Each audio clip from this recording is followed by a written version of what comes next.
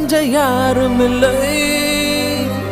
நீ மண்ணில் வந்துதிக்க உன்னை யாரும் ஒன்றும் கேட்கவில்லை. விதி கண்